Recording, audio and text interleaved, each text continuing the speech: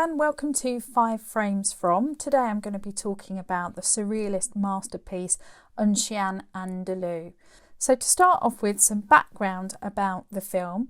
This film was created by Bunuel and Salvador Dali. Now, of the two of those, you would have heard more probably about Salvador Dali, a very famous surrealist artist who worked in lots of different mediums. However, Bunuel and Dali worked together on this film, and it was their first film, and really it's considered to be the blueprint for surrealism. The story goes that the two of them talked about dreams that they'd had, and together they decided that those dreams would form the visuals for this film. Now, this is typical of surrealism, which is based on our subconscious and our inner thoughts that we wouldn't normally vocalise in day-to-day life. So dreams meeting reality is what surrealism is all about. Some typical features of surrealism include a sort of dreamlike quality to the visuals.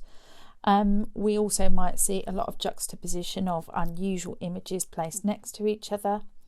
There's often things like dislocation and isolation and transformation of the everyday things into something that is much more unusual. Un Chien Andalou means the Andalusian dog, and it comes from a Spanish saying, which is the Andalusian dog howls, someone has died. So it's this idea that a dog knows if death is close, I suppose. And although that doesn't seem to fit at all with what goes on with this film, and why would it? It's a surrealist film. There is in the film kind of symbols that might relate to death. And of course, often films deal with that desire for death while also being frightened of death. Maybe there's a tenuous link there to the title. There's not really any plot to Un Chien Andalou in the conventional sense, but the audience, of course, do make their own meanings. This is, again, typical of surrealism, which sort of rejects any kind of rules that are to be followed. Film is a particularly good medium for surrealism because of the way it can be manipulated, and a lot of the effects that Bunuel creates are through the editing. There's nothing super fancy about it.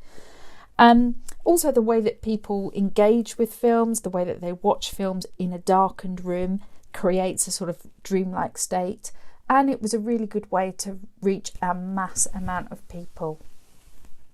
The reception of this film was really positive. It was shown for around 8 months. You'd think that would be a really good thing, but for Bunuel and Dali, this really sort of went against their principles as surrealist filmmakers.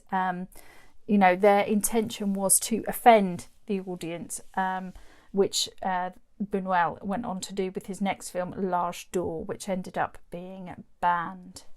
Now, having said all of that, both Bunuel and Dali recognise that getting a reaction from the audience is something that they want. Positive or negative, getting the audience to feel something when they watch your film or view your piece of artwork is essentially what a lot of artists want. Now, before we look at our frames, it's worth noting that to actually do an analysis like this is going to feel a bit strange because ultimately it's not what the filmmakers really wanted us to do. Obviously they wanted to present something that is thought-provoking, but essentially all our images go together in an illogical way. We're going to be trying to create kind of connections and narratives and so on, and that kind of goes against the surrealist idea. But it's what we need to do for our studies, it's what film critics have done before us, and so we're going to get stuck into that. My final point to make is perhaps that the best way to look at this film is perhaps through a sort of Freudian lens, applying psychoanalysis, thinking about what things might mean subconsciously can be quite helpful. And again, the surrealists were particularly interested in the ideas of Freud. For my first frame, I've chosen a slightly unusual one because it's just text on screen. Now, this says once upon a time, which is a classic way to go into any story. If you think about the phrase once upon a time, it's quite childlike, it's reminiscent of fairy tales. It's got that sort of simplicity that tells us we are going into the film world, the story world. It takes us into another place. So what's interesting about this and why I've chosen it is because it really doesn't go with what happens next. It's got this sort of gentle introduction to the narrative, followed by some quite violent imagery. We've got the man sharpening his blade, we've got the image of the cloud skidding over the moon, and then of course we cut to that really well-known image of him cutting the eye. So we've been kind of promised this kind of childlike fairy tale story with some expectations of a happy ending, but what we're actually given is this quite violent, gruesome, shocking imagery that still makes me turn away now, and I've seen it lots of times. So this is a classic element of surrealism, juxtaposition, taking two images that don't go together and using them to create something unusual, something weird, something odd. And we can kind of think about what that means and why that is. Of course, having said that, some fairy tales are particularly gruesome, and we only need to look at some of the modern interpretations like Angela Carter's Bloody Chamber, for example, to see the sort of violence in fairy tales. This title card obviously links to the later title card a few frames into the film, which tells us it's now 8 years later.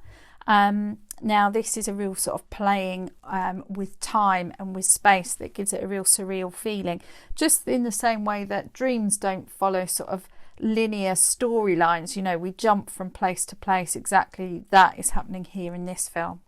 Following on from that idea of sort of fairy tales, a few frames later we have the image of the full moon, which of course might remind us of werewolves and the idea that when the full moon is seen, the werewolf loses his sort of human side and the sort of subconscious takes control.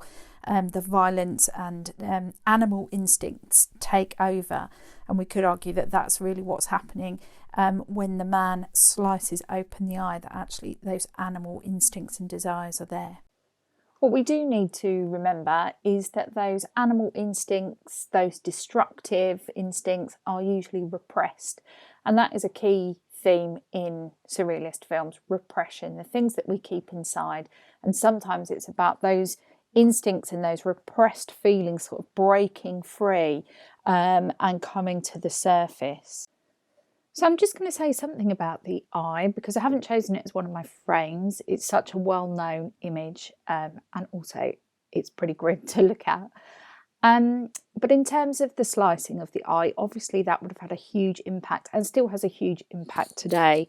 Many of the same emotions that we would experience when watching a horror film, fear, disgust, shock, all of those emotions come to the fore.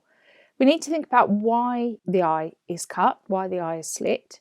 There is some suggestion that the knife represents male and the eye represents female, and that this is about sexual desire and sexual pleasure. Equally, other people sort of say this is a sort of representation of us going in through the eye into the mind, into the subconscious. Maybe it's telling us that, you know, we need to see the world in a different way. That we're going to experience the inside of someone's mind rather than the external world. So it's worth thinking about the eye and the meaning of the eye, and the impact that that image has had throughout history, actually, not just on this film. The shots that follow the title card are actually quite conventional. It's unusual, obviously, to see the blade being sharpened, but actually the cut to the man and then the eyeline match to him back sharpening the knife are fairly sort of standard techniques within filmmaking.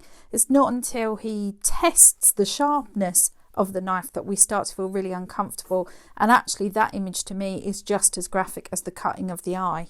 So for my next frame, I've chosen this one of the man cycling, and the shots that surround this, again, are very conventional. We've got a number of sort of point of view shots, so we can see where he's cycling.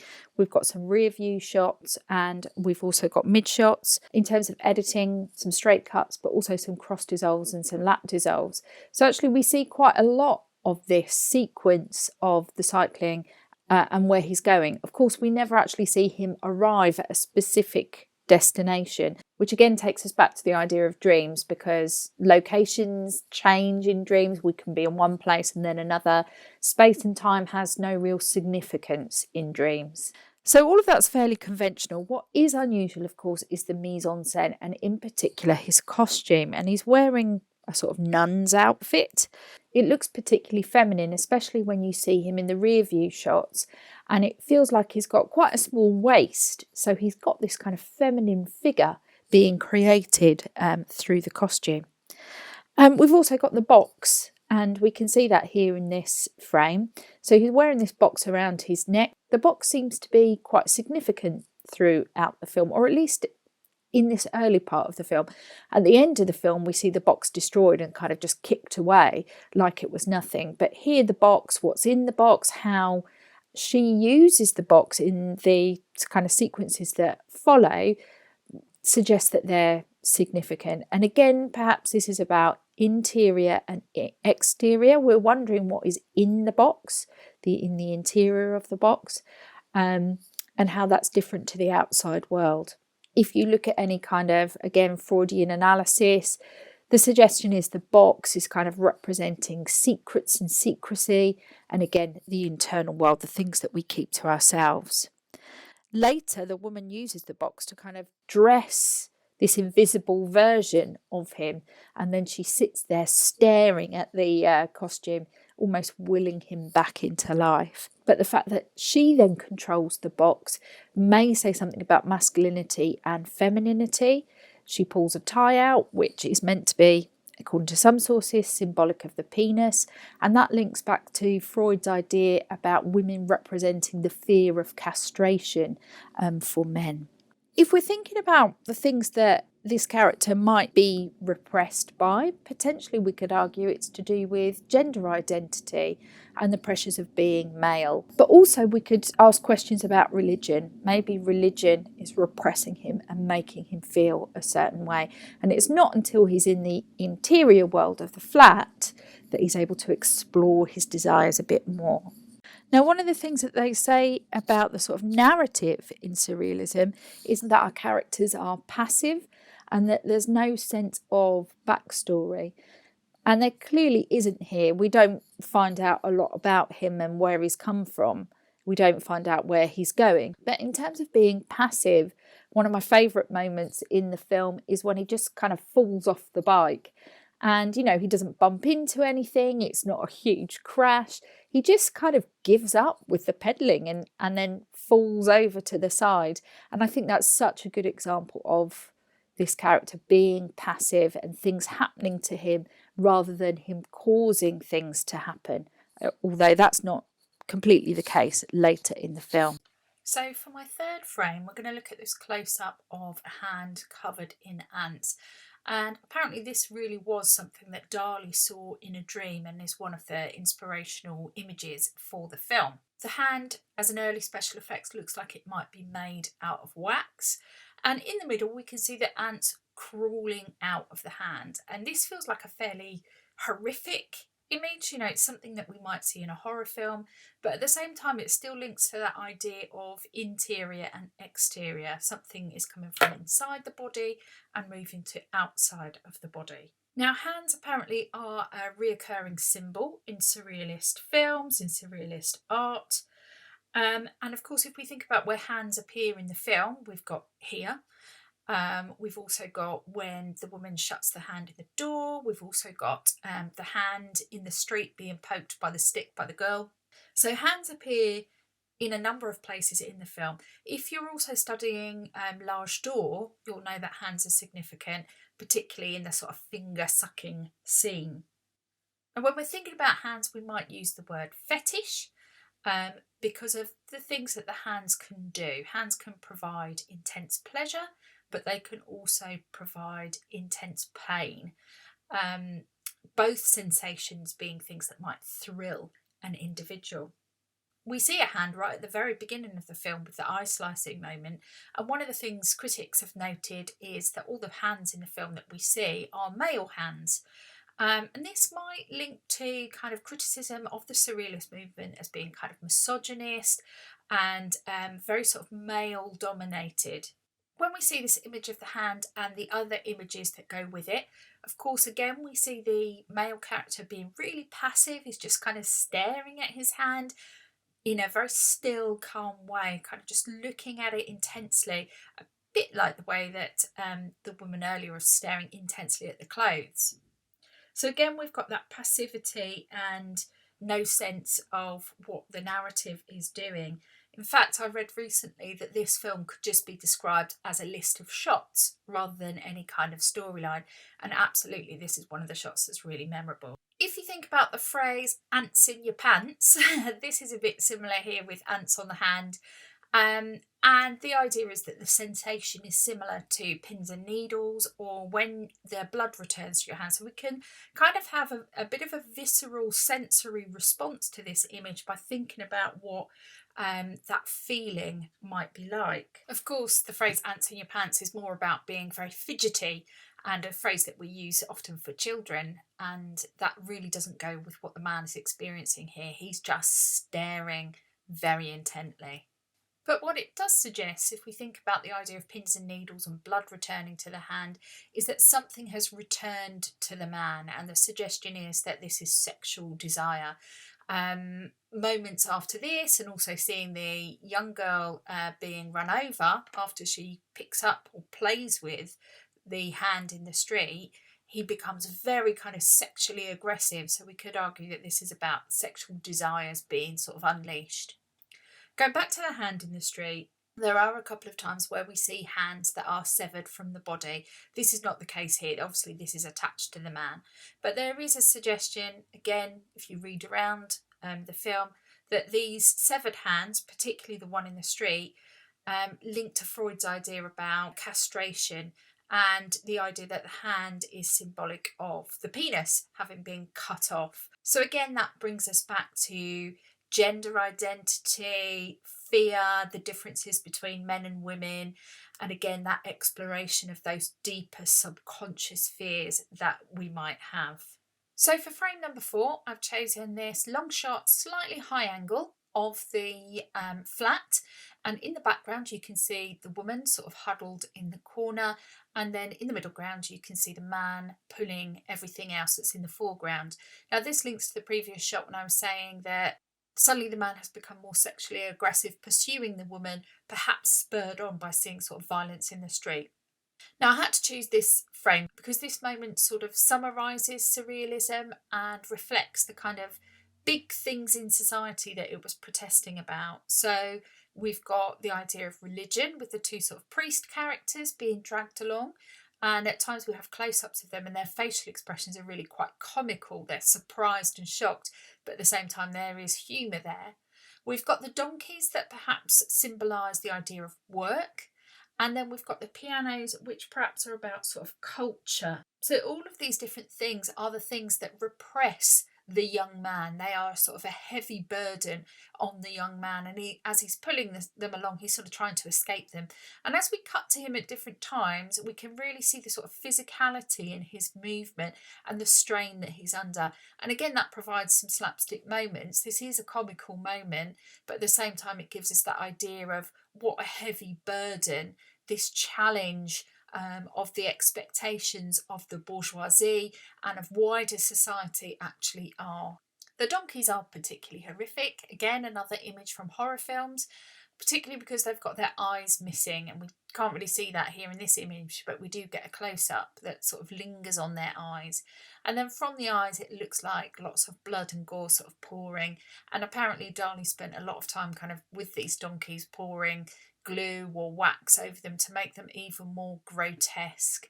So they're pretty hideous, these donkeys. There is some suggestion that the donkeys are also partly linked to a childhood story that both Bunuel and Dali really hated. So there's another link to them growing up and the outside world sort of influencing them. I think it's worth considering here the connection between sex and death, both of which are desires.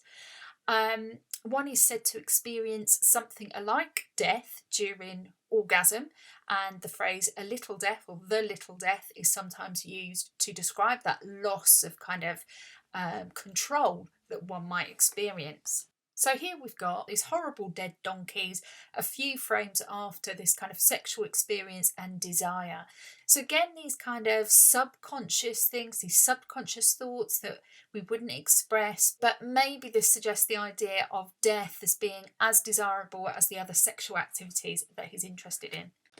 The final thing I want to note here is going back to this idea of interior and exterior. We've previously seen that the interior is a place where he can really express himself, but actually what we've got here is the exterior world invading the interior world and having a significant impact on it.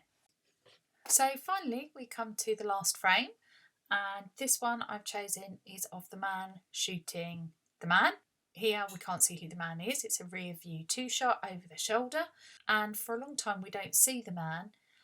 We only see him from behind, and so he's a mystery man, but by this point we know that the man is shooting himself. So the second man is himself, a sort of doppelganger of himself.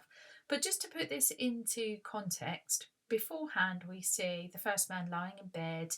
He's wearing the nun's outfit again, a sort of version of the nun's outfit, and he's got the box again tied round his neck. And we've got no idea really of where this sort of fits in the storyline. It feels like it should come straight after he's fallen off his bike. So again, there's this playing with time. And we also get a title card that tells us when the second man arrives, it's in the middle of the night, it's early hours of the morning.